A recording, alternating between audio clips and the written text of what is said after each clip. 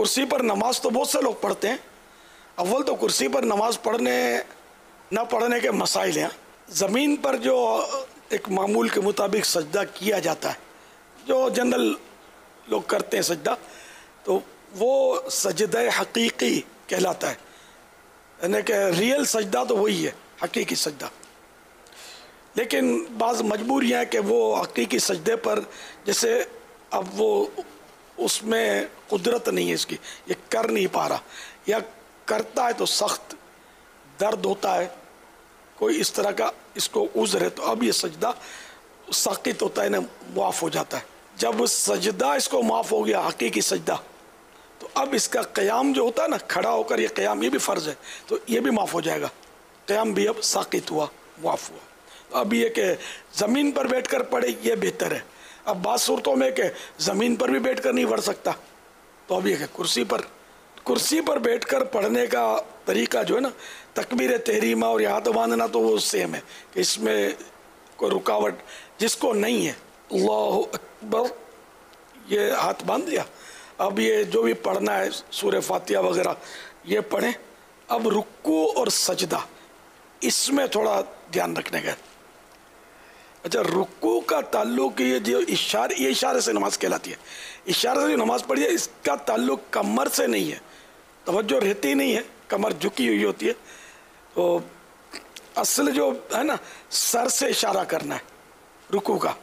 تو اب جیسے یہ، اور ٹیک بھی اگر ضرورت نہ ہو تو ٹیک نہ لگائے. اس کے لیے اگر کوئی وہ بغیر ٹیک کا سٹول ممکن ہو نا، بڑا بنوا لے. اب جب اپنے آسائش کے لیے طرح طرح کی چیزیں بنوا ہی رہے ہوتے ہیں ہم، تو ایک سٹول بھی بنا لے نماز کا، گدی وغیرہ ڈلوا کر، تاکہ اس کو تکلیف کم سے کم ہو. تو بغیر ٹیک لگائے، کیونکہ ٹیک لگانا بغیر ضرورت یہ مکروہ تنزیہ، ناپسندیدہ ہے. تو اب یہ کہ یہ بیٹھے ہیں اور رکوع اب کرنا ہے. تو رکوع میں یہ سر کا اشارہ کرنا ہے، اللہ اکبر کہہ کر اب میں رکوع کیا ہے. اب وہ سمع اللہ لمن حمدہ، یہ سیدھے ہو گئے. اب 2 سجدے کرنے ہیں. سجدے میں شرط ہے کہ رکوع سے کچھ نہ کچھ زیادہ جھکاؤ ہو. اللہ اکبر. آپ نے نوٹ کیا کہ میرا رکوع سے یہ سر زیادہ جھکا ہے.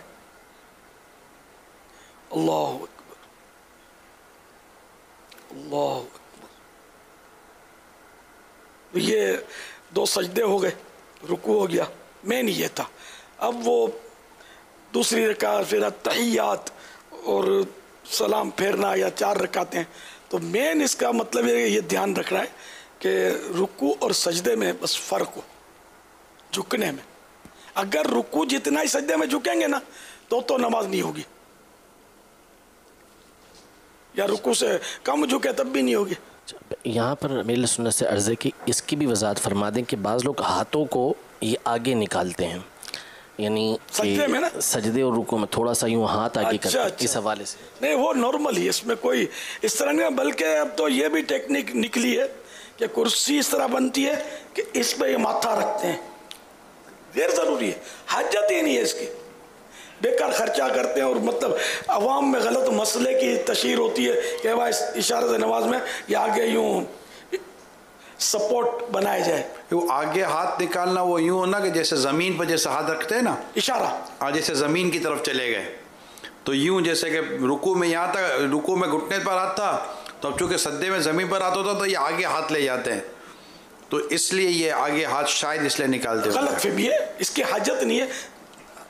حسب معمول یہ رانوں پر ہی ہاتھ رہیں اور یوں رکوع اور سجدہ کرنا ہے. بس وہ کمر جیسے میں نے جھکا دی، کمر جھکانے نہ کمر سے تعلق نہیں ہے، اشارے سے نماز کا یہ ذہن بنا لیں. تو یہ جیسے یہ رکوع، اب یہ سجدہ، تھوڑا سر زیادہ یاد نہیں رہتا، وہ زیادہ جھک جاتا ہے آدمی.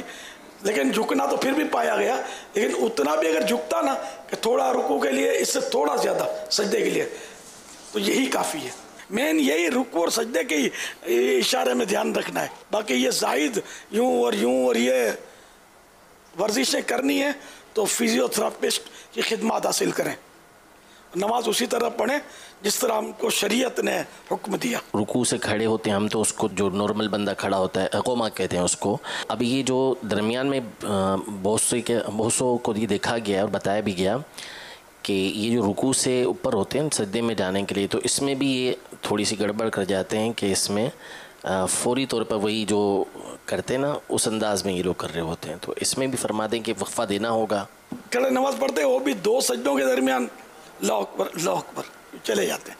तो ये तो 2 सजदों के दरमियान बैठने को तो जलसा कहते हैं, कमर सीधी हो और कम से कम 1 सुबहान अल्लाह जितना वो ठहरा रहे, हरकत ना करे, ठीक है ना। और इसी तरह रुकू के बाद भी ये बैठे बैठे पढ़ें, इशारे से पढ़ें, इसमें भी ख्याल रखना है कि इशारे से भी पढ़ें तो रुकू के बाद बिल्कुल सीधा 1 सुबहान अल्लाह की मिक़दार में 1 सुबहान अल्लाह कह लें, इतनी देर तक ये रुकू के बाद सीधा रहना है, बैठे बैठे भी।